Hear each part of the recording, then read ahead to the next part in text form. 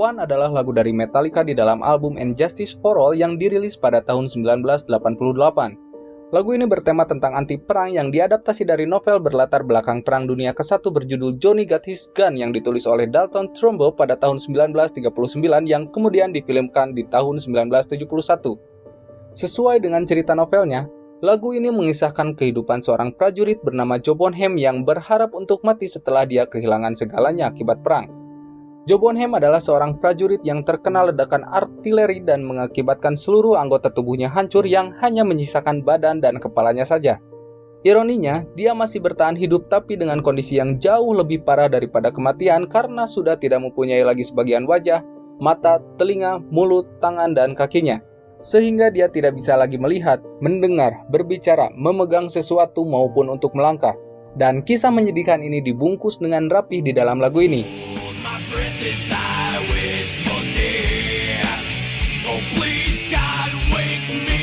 Jadi bagaimanakah kisah selengkapnya? Oke, kita ulas lebih dalam.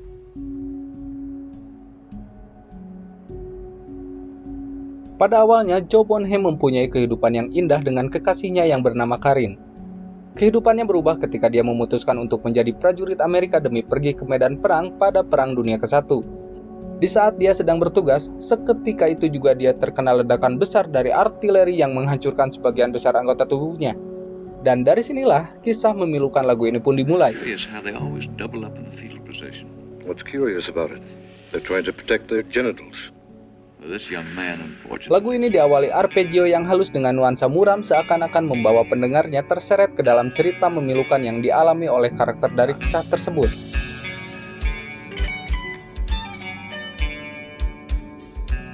Kemudian nuansa kelam itu disambut lirik yang menyedihkan dari kisah Joe Bonham dengan mempertanyakan dirinya yang tidak bisa melakukan apapun dengan semua keheningan dan kegelapan yang dia rasakan.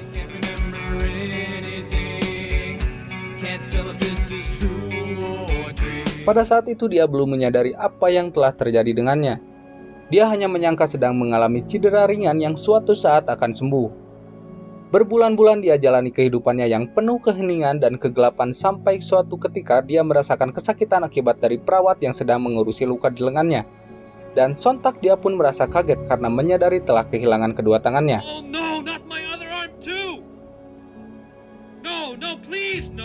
Guncangan di dalam dirinya pun tidak berhenti sampai ketika para perawat itu membersihkan luka di sekitar kakinya. Kesedihan dan rasa putus asa pun menghinggapinya ketika dia harus menyadari bahwa kedua kakinya pun telah diamputasi.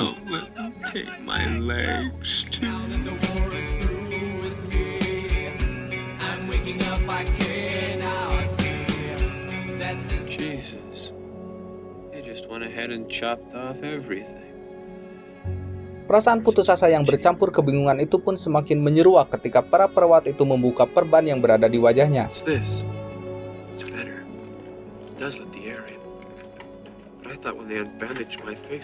Di saat itu dia masih berpikir bahwa bagian wajahnya masih normal dan dia tidak sabar untuk segera bisa melihat keadaan sekitarnya.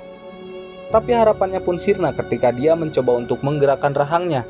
Di sini dia pun menyadari bahwa dia sudah tidak mempunyai rahang, lidah, hidung, mata, dan telinganya lagi.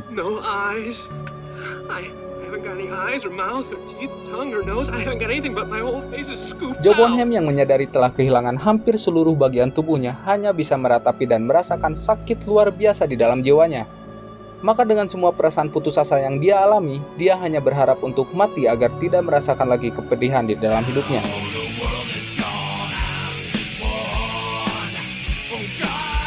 Keputusasaan ini terpaksa harus dia hadapi dengan raganya yang sudah tidak sanggup untuk melakukan apapun. Bahkan dia sudah tidak bisa merasakan arti dari hidup dan mati karena sudah tidak bisa membedakan antara siang dan malam dengan kondisinya yang seperti ini. Di tengah perasaan itu dia pun sangat merindukan rumah dan kekasihnya. Tapi hal itu nampaknya tidak mungkin terwujud karena keberadaannya pun sangat dirahasiakan oleh pihak militer dan identitasnya pun tidak diketahui oleh siapapun yang hanya mengenalnya sebagai prajurit tanpa nama. Setahun berselang setelah dia terbaring di rumah sakit, akhirnya dia menyadari bahwa dirinya telah terkena ledakan dari artileri yang menghancurkan tubuhnya. Di saat itu juga dia menyadari bahwa perang merupakan hal yang paling sia-sia yang dilakukan oleh umat manusia. Kemudian dia membayangkan agar tubuhnya diletakkan dalam kotak kaca dan dipamerkan dalam pertunjukan karnaval untuk memberikan pesan kepada semua orang sebagai pesan anti perang. legless wonder of the 20th century. And yet back Di sini Joe Bonham mulai menemukan harapan baru sebagai duta untuk perdamaian dan harapan itu menimbulkan semangat baru untuknya. Ditambah lagi dia menemukan kehangatan dari seorang perawat yang memperlakukannya dengan sangat halus yang baru saja diutus untuk merawat dirinya. Dan tanpa disadari, perawat itu adalah Karin yang merupakan kekasihnya. Karin mengenalinya setelah melihat beberapa tanda dari tubuhnya, tapi sayangnya dia tidak bisa memberitahukan keberadaannya kepada Joe Bonham. Dan Joe Bonham pun tidak pernah tahu siapakah perawat itu sebenarnya. Tapi dia berusaha keras memberikan sinyal dalam bentuk apapun untuk mencoba berkomunikasi dengan orang di sekitarnya. Dan akhirnya dia mengingat sandi Morse yang biasa dipakai oleh para militer untuk mengirim sinyal satu sama lain. Kemudian dia mencoba membuat kode itu dengan cara menganggukkan kepalanya secara terus-menerus, dan di saat itu juga Karin menyadari bahwa gerakan itu mempunyai arti khusus, maka dia segera memanggil para jenderal untuk menemuinya.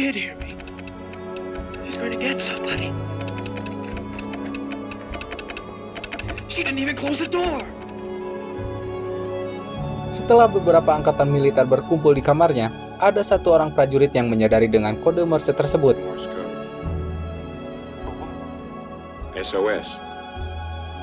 Help. Dan akhirnya mereka mencoba berkomunikasi dengannya. Di saat itu Joe Bonham langsung mengutarakan keinginannya untuk segera menghirup udara bebas dan bergabung dengan pertunjukan karnaval sebagai upayanya untuk memberikan pesan kepada semua orang. Can look at me.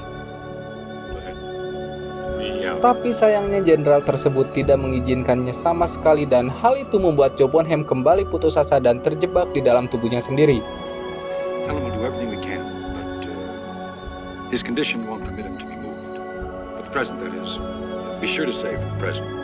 Kemudian dia memberikan kode terakhir kepada semua orang di sekitarnya yang berarti kill me. Kill me. What's he saying? He says kill me. Over and over again. Disinilah terjadi pergolakan batin yang sangat kuat di antara diri Joe Bonham dan kepentingan militer di sana, sebab selain tidak diizinkan untuk keluar, sang jenderal pun tidak mengizinkan pihak dokter untuk membunuhnya. Setelah para militer itu keluar dari kamar, Karin yang merawatnya mencoba membantu keinginan Joe Bonham untuk mati dengan cara menyumbat alat bantu pernapasannya. Dan setelah dia kesulitan bernapas, akhirnya dia merasakan ketenangan menghadapi kematian yang telah dia impikan. Tapi sayangnya sekali lagi impiannya harus sirna begitu saja ketika sang jenderal kembali ke kamarnya dan mencabut sumbatan tersebut, kemudian mengusir Karin yang mengakibatkan dia tidak lagi diizinkan untuk merawat Joe Bonham.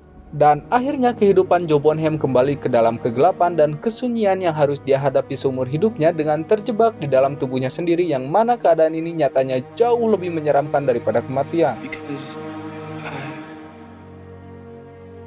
I don't see how I can go on like this. What is democracy? Got something to do with young men killing each other, I believe. Dan itulah akhir kisah tragis dari lagu ini sebagai cermin bagi siapapun yang memandang sebuah perang sebagai solusi utama. Joe Bonham adalah contoh nyata sebagai korban dari kekejaman demokrasi yang selalu diperjuangkan melalui jalan kekerasan. Dan Metallica menulis lagu ini untuk menyatakan bahwa kondisi tubuh dari Joe Bonham adalah wujud nyata sebagai bentuk dari demokrasi sesungguhnya.